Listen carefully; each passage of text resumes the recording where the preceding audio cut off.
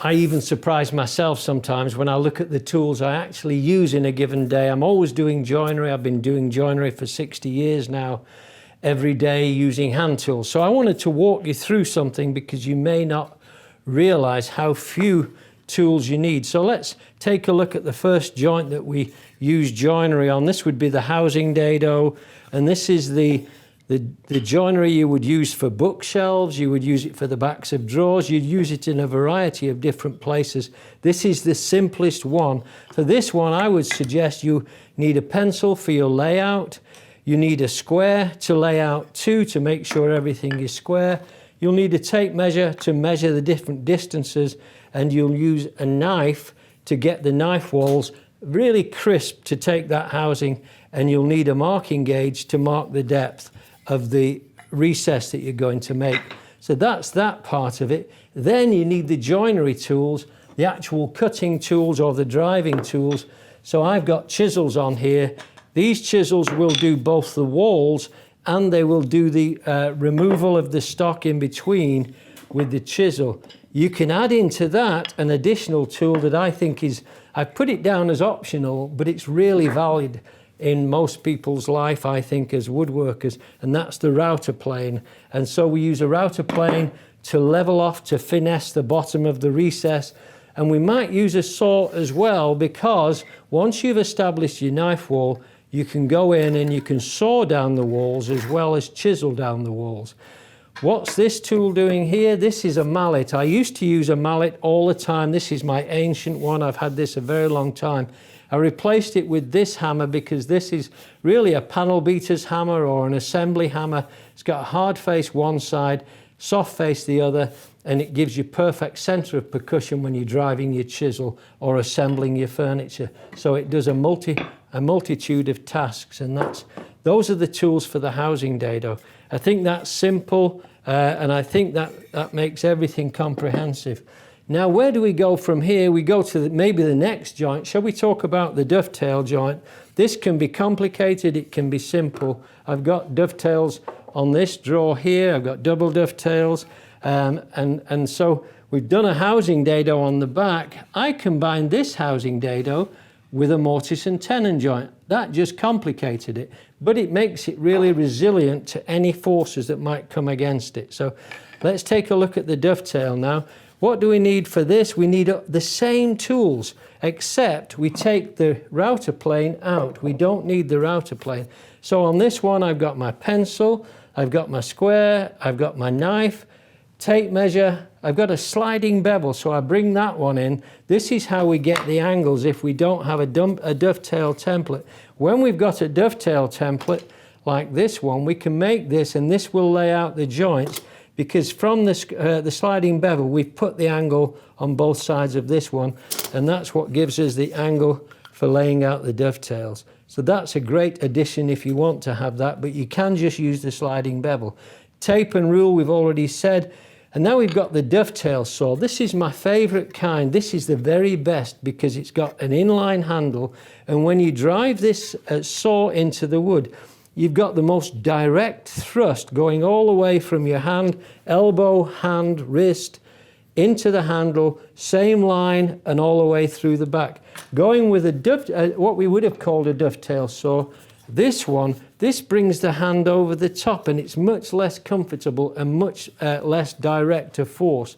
So that's the dovetail saw. This is my favorite. It's the very most working one that I've had. It's the most inexpensive, and I love that saw. So that's what we need for dovetails. Nothing more than that. We still need chisels in various sizes, but that's just a set of chisels. Now we might want to add into that just a plain Jane number 4 plane, because that will help us to clean up the surface after we've put the dovetails together, driven them home, glued up. But I wouldn't consider that to be essential for the joinery manufacture. So we got one more joint to do now, and that's going to be our mortise and tenon joint. This one is not easy to get apart. It's not glued up, but it's a perfect joint. What do we use this one for? I should explain that the dovetail joint, you might refer to that mostly as the box joint. It's what we use for making boxes, all manner of boxes. Drawers are boxes, cabinets can be boxes. I've got big cabinets in my home where I've used dovetails, maybe 13 or 14 dovetails to make the construction of the carcass. So here we go to this one. What is this joint? This is the frame joint. This is not comparable with a mitre joint that you might use on picture frames. This is your door frame, your window frame, your table frame, your chair frame. This is the most commonly used of every joint that's ever been made. And I'm excluding mitre joint because the mitre joint doesn't have an actual mechanical joint to it, a feature to it. Whereas this one, it's got perfect mechanical action in there.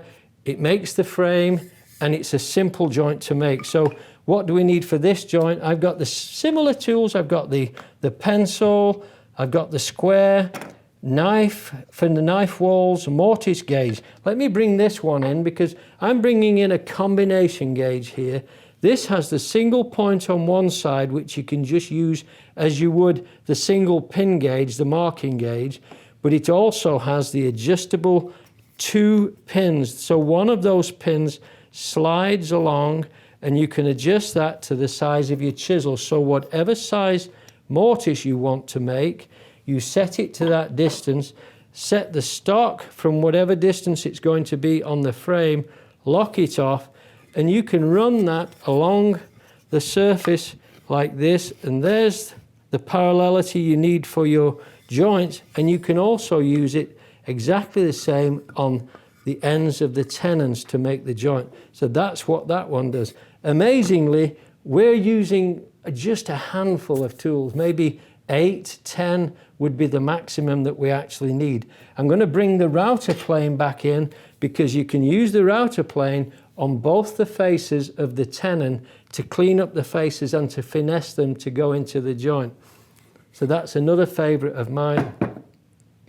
So that's it. That's basically all you need. Now, I want to give you some variations on the theme. I've got a dovetail joint here. So basically what I was describing there was how to make 3 of the key joints, but all those joints have a variation on the theme. This one is a half lap dovetail. It's the same tools to make this joint as it is a through dovetail, like the one I showed you. We've got mortise hole through for the tenon on this housing dado on the back there. That's really helpful to keep everything together. It's not an essential joint, but it's one that I use quite a lot of. So we've got all of these variations on the theme. You've got stopped tenons that don't go all the way through. You can have them offset. There are so many variations. Once you've learned to make these 3 basic joints, the first ones I showed you, you can make any variation that comes along. This is the nice thing. So with this little cluster of hand tools, you can make every joint. And what does that mean? It means actually that you can make just about any piece of furniture or any piece of woodworking using no more than the handful of tools I've described and no more than 3 or 4 joints with 3 or 4 variations on those joints. What an amazing revelation that should be for all of us.